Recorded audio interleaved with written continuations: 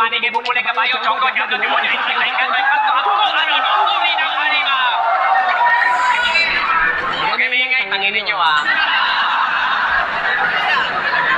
Tutuloy ka?